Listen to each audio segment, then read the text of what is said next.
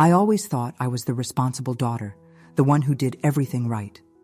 Vice President of Operations at 34, owner of 2 properties including my dream beach house on the California coast, and someone who always answered her parents' calls.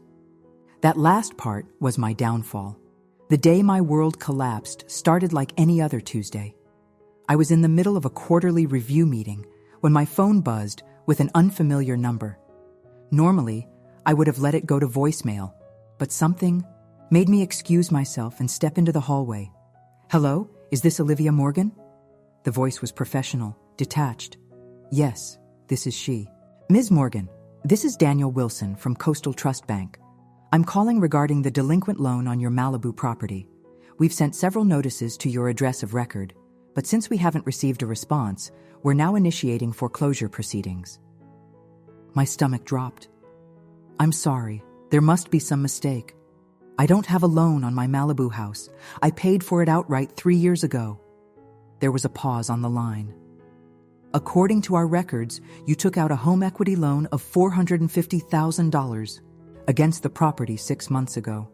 The paperwork has your signature, and the loan was approved based on your financial history and credit score." I leaned against the wall, my knees suddenly weak. "That's impossible. I never signed anything like that." "Ms. Morgan, the payments were made on time for the first 4 months, but have been delinquent for the past 2. The total amount now due is $28,350, including late fees and penalties." My mind raced. Who would do this? How could someone forge my signature? And then it hit me. The only people who knew every detail about my finances, my social security number, my mother's maiden name, and all those security questions banks ask. The people who had helped me with the paperwork when I bought the beach house, my parents. "I understand, Mr. Wilson. This is clearly fraud, and I'll be contacting my attorney immediately. Please send me all the documentation related to this loan." After getting his email address, I ended the call and stared at my phone. The quarterly review would have to wait. I texted my assistant to reschedule and then called the one person I knew could help me make sense of this mess. Michaela James, my best friend, answered on the second ring. As a financial attorney, she was exactly who I needed. "Mish, I need your help. Someone took out a loan against my beach house without my knowledge." "Jesus, Liv, any idea who?" I swallowed hard. "I think it was my parents." The silence on the other end told me she wasn't surprised, which only confirmed what I had refused to see for years. "Come to my office. Bring your laptop and any financial documents you have. We'll figure this out." 2 hours later, I sat across from Michaela as she reviewed the loan documents the bank had forwarded. The signature looked like mine, but it wasn't, just close enough to fool someone who didn't know better. "They forged your signature," Michaela said, her voice tight with anger. "And badly, I might add. We can definitely challenge this, but Liv..." She hesitated, her eyes meeting mine with a look I'd seen before, pity mixed with frustration. "This isn't the first time they've done something like this, is it?" I looked away. My parents had always been borrowers, $20 here, a few hundred there. When I got my first job out of college, they'd asked me to co-sign for a car. When that car mysteriously disappeared and the loan went into collections, affecting my credit score, they'd promised to make it right. They never did. Instead, they'd convinced me to give them money for a business opportunity that never materialized. Each time, I forgave them, believing their excuses and promises. "No," I admitted. "But this is different. This is $500,000, Mish, and my house, my beach house. What do you want to do?" I took a deep breath. "I want to know exactly what they've done, and then I want to make sure they never do it again." Michaela nodded. "I'll file a fraud claim with the bank today. We'll need to contact the credit bureaus and place a freeze on your accounts. And Liv, you're going to have to talk to them." I know. The thought made me sick, but there was no avoiding it. I drove to my parents' house. That evening, my hands shaking on the steering wheel. They lived in a modest rental in Pasadena, Nothing fancy, which had always confused me considering how much money they'd borrowed over the years. Now I wondered if there was another explanation. Mom answered the door with her usual smile, her dyed blonde hair perfectly styled, despite it being a weekday evening. "Olivia, what a surprise! Come in, honey. Your father just fired up the grill." I followed her into the house, noticing the new television in the living room, and what looked like a designer handbag on the entryway table. Small luxuries they shouldn't have been able to afford on Dad's pension and Mom's part-time job at the department store. Dad was in the backyard, beer in hand, tending to steaks on the grill. He looked up with a wide grin. "There's my girl! What brings you by on a Tuesday?" I cut straight to the point. "Coastal Trust Bank called me today about a loan on my beach house that I never took out." The smile froze on his face. Mom's hand flew to her throat, her tell when she was about to lie. "Oh, honey, what are you talking about?" "Don't," I said, my voice sharper than I'd ever used. "With them. Don't lie to me, not anymore. The bank has paperwork with my forged signature, and they're threatening foreclosure because the payments haven't been made." "What did you do?" Dad set down his beer, his expression shifting to the contrite look I'd seen 100 times. "Now, Olivia, it's not what you think. We had a situation, and we were going to pay it all back before you ever found out." "A situation? You committed fraud. You stole my identity and put my house at risk. What situation could possibly justify that?" They exchanged glances, having one of those silent conversations parents have. Mom stepped forward, her voice soft and persuasive. "Sweetheart, your father had some gambling debts. Bad people were threatening him, threatening us. We had no choice." "Gambling debts?" I looked at my father, the man who had lectured me about financial responsibility my entire life. "How much?" He looked at the ground. "It started small, just a few bets on the games, but then I got in with some guys who run a high-stakes poker game. I thought I could win it back." "How much?" I repeated. 400,000. The number hit me like a physical blow. "And the other 50,000? The loan was for 450. Mom had the decency to look embarrassed. "We needed to pay off some other debts, credit cards, and there were some nice things we wanted. I thought of the new TV, the handbag." "So you stole from me, your own daughter?" "Borrowed," Dad corrected, as if the distinction mattered. "We were going to pay it all back." "With what money? You haven't made the payments for 2 months." Another exchanged glance. Mom's voice turned wheedling. "We were thinking, since you're doing so well with your job, maybe you could help us out, just until we get back on our feet." I stared at them in disbelief.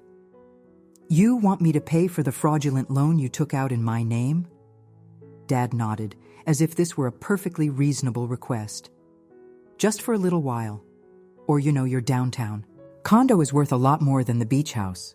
If you sold it, you could pay off this loan and have plenty left over." The realization hit me then. They had never seen me as their daughter to protect and nurture. I was a resource to exploit, a means to an end. "No," I said, the word feeling foreign in my mouth. I had never really said no to them before. "I'm not giving you another penny. And I'm not selling my condo." Dad's face darkened.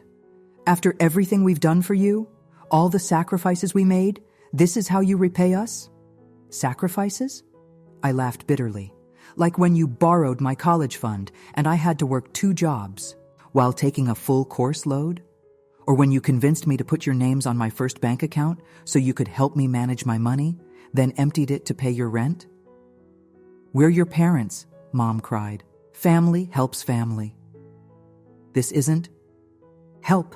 This is theft." I took a step back. "I've filed a fraud claim with the bank. I've spoken with my attorney. If you don't want me to go to the police, you'll tell me right now exactly what else you've done." They looked shocked, as if they couldn't believe their own daughter would stand up to them. Dad recovered first, his expression turning calculating. "You wouldn't do that to us. We're blood." "Try me," I said, surprised by the steel in my voice. It took 3 hours and more than a few threats, but eventually the truth came out. The gambling debts were just the beginning. They'd opened credit cards in my name, taken out personal loans, and even tried to access my retirement accounts. My entire financial identity had been compromised by the two people who should have protected me most. I left their house that night with a folder full of account information and passwords, my heart heavy with the knowledge that our relationship would never be the same. As I drove away, my phone buzzed with a text from my younger sister, Chloe. Mom just called me crying. What happened? I pulled over and called her instead of texting back. Chloe and I weren't as close as we could be. She lived in Oregon with her husband and kids, and we mainly connected on holidays and the occasional video call. When I explained what our parents had done, she was quiet for a long moment. Liv, she finally said, they did the same thing to me last year. My blood ran cold. What? They opened a credit card in my name, maxed it out at $30,000. Mark and I struggled for months to make the payments before I finally confronted them. They swore it was a one-time thing, that they were desperate. Why didn't you tell me? She sighed. They promised they'd never do it again, said they were ashamed. Dad cried, Liv, actually cried. And they played the grandparent card, saying how they wouldn't be able to see the kids if Mark knew what they'd done. So you paid it off? We're still paying it off. But that's not the point. The point is, I believed them when they said it was a one-time mistake. Now I'm wondering what else they've done. I gripped the steering wheel, anger burning in my chest, not just at our parents, but at myself for being so blind. I think we need to find out. The next 2 weeks were a blur of legal meetings, credit reports, and painful discoveries. With Michaela's help, I uncovered the full extent of my parents' financial crimes. Beyond the beach house loan, they'd opened 3 credit cards in my name, taken out a personal loan of $25,000, and somehow managed to redirect my tax refund from 2 years ago. Chloe flew down to join us in the investigation and discovered they'd done similar things to her. Not just the credit card she knew about, but also loans taken out against her house and a car financed in her name that she'd never seen. They've been living double lives, Michaela explained as we sat in her office, surrounded by paperwork. On the surface, they're middle-class retirees. In reality, they've been funding a gambling habit and luxury lifestyle with your credit. How did we not see this? Chloe asked, her voice small. Because they're your parents and you trusted them, Michaela said gently. It's not your fault, but now you have to decide what happens next. I looked at my sister. What do you want to do? Chloe twisted her wedding ring, a nervous habit she'd had since childhood. Mark wants to press charges. He says they can't get away with this. And you? They're our parents, Liv. Her eyes filled with tears. But what they did, my kids' college funds were tied to that home equity they stole. This isn't just about money anymore. I nodded, understanding completely. I think we need to let the law handle this. The decision to press charges against our own parents was the hardest thing I'd ever done. The detective who took our statement was kind, but direct. Financial exploitation by family members is more common than people realize, she told us. Especially parents of successful children. They feel entitled to your resources. Will they go to jail? Chloe asked, her voice breaking. With the amount involved and the forgery, yes, there will likely be jail time. But that's for a judge to decide. When our parents were arrested at their home the following day, I forced myself to be there. I needed to see their faces when they realized their actions had consequences. Mom wept dramatically, begging me to stop this, saying I was destroying the family. Dad was coldly furious, telling me I'd regret turning on them. No, I said as the officers led them to the patrol car. I regret not doing this sooner. The case moved quickly through the legal system, partly because the evidence was overwhelming and partly because, Once faced with the charges, my parents chose to plead guilty in exchange for reduced sentences. My father would serve 3 years for fraud and financial exploitation. My mother, who agreed to testify about their other schemes, received 18 months. The sentencing day was surreal. Sitting in the courtroom, watching the parents who had raised me stand before a judge and admit to systematically stealing from their own children, I felt nothing but a hollow emptiness. Chloe held my hand, her grip tight enough to hurt. We never meant to hurt our girls," Dad said during his statement to the court. "We love them. We just got in over our heads." The judge was not impressed. "Mr. Morgan, you systematically defrauded your own children of nearly $1 million over a period of 7 years. This was not a momentary lapse in judgment, but a calculated, ongoing criminal enterprise that has caused significant harm not only financially, but to the familial bonds that should be sacred. Your daughters will be recovering from this betrayal long after your sentence is complete." When it was over, Chloe and I walked out of the courthouse into the bright California sunshine. Neither of us spoke until we reached my car.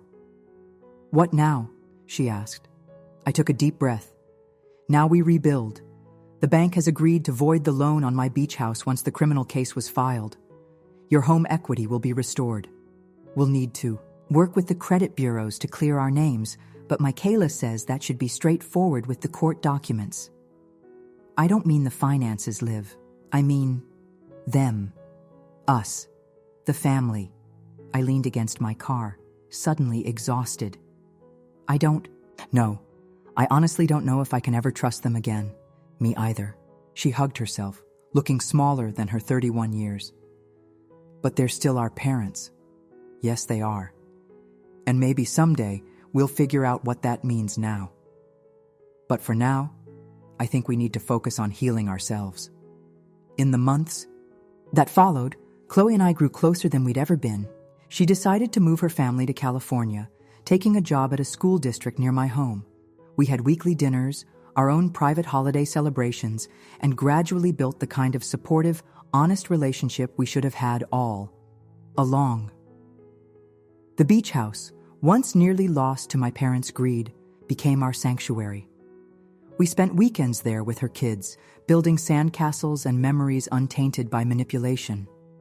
On quiet evenings, we'd sit on the deck watching the sunset, sometimes talking about our parents, but more often focusing on our future. I went to visit my mother in prison once, 3 months into her sentence. She looked older, her dyed hair showing gray roots, her face makeup-free for the first time in my memory. "I'm sorry," she said, the words sounding rehearsed. "We never should have put you in that position." "No, you shouldn't have," I agreed, feeling no need to absolve her. "But I'm not here to talk about that. I'm here to tell you that Chloe and I are okay. We're rebuilding our lives. I want you to know that." She reached for my hand across the table, but I didn't take it. "When I get out, maybe we can—" "I don't know," I cut her off. "I can't think that far ahead right now. I just wanted you to know we're all right." I didn't visit my father. Some bridges, once burned, cannot be rebuilt. A year after the sentencing, on a warm September evening, Chloe and I sat on my beach house deck sharing a bottle of wine. Her kids were asleep inside, exhausted from a day of swimming and building sand forts. "Do you ever think about forgiving them?" she asked, watching the waves roll in. I considered the question carefully. I think forgiveness is possible. But trust? I don't know, she nodded. Mark says I should maintain a relationship with them for the kids' sake, once Mom gets out next month. Limited, supervised, but something. Is that what you want? I don't know. Part of me says they're still our parents. Another part remembers how they looked in court. No real remorse, just anger at being caught. I swirled my wine, watching the dark liquid catch the last light of day. I think we have time to figure it out. We don't need to decide everything now. That's the thing I've learned from all this, Chloe said. We have choices.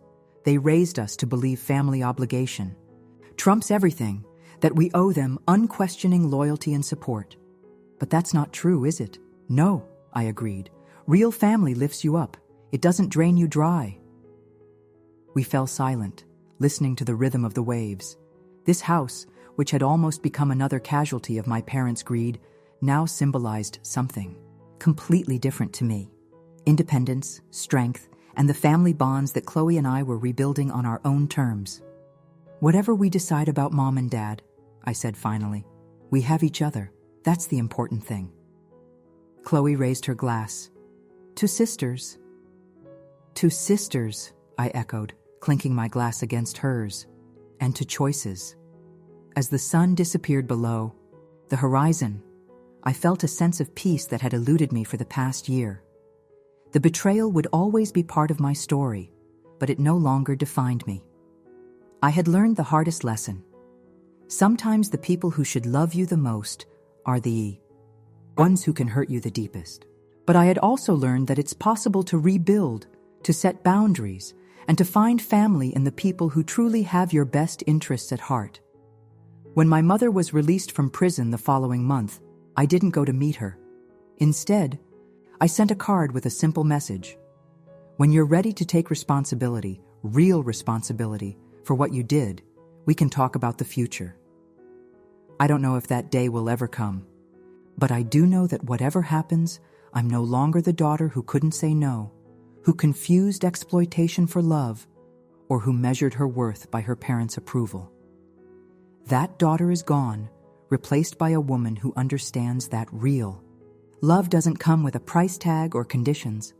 Sometimes, on quiet mornings, when I walk along the beach collecting shells, I think about the family we were and the family we might become. I think about forgiveness and its limits. I think about my father still serving his sentence and my mother now living with my aunt in Arizona. I wonder if they ever truly see what they lost. Not just their freedom or financial stability, but the trust and love of their daughters. On those mornings, I remind myself that their choices were their own, as mine are now mine. I can choose compassion without choosing vulnerability. I can acknowledge the past without being bound by it. And most importantly, I can build a future based on honesty, respect, and genuine care. The family values they talked about, but never truly practiced. The beach house stands as my testament to this new beginning. From its deck, I can see far out into the ocean, to where the water meets the sky in an endless horizon of possibility. Some days, Chloe joins me there with her children, building new memories on the foundation of truth we've established. Other days, I sit alone, grateful for the peace I've found and the strength I never knew I had. That's the thing about betrayal. It breaks you. But in the reconstruction, you discover parts of yourself you never knew existed. You learn that you can survive the unthinkable. You learn that family is defined not by blood or obligation, but by respect and genuine love. And sometimes you learn that the greatest act of self-respect is knowing when to walk away and when to build something new. As for my parents, only time will tell if they'll ever be part of that new construction. For now, I'm content with the foundation I've built, solid, honest, and strong enough to withstand whatever storms may come.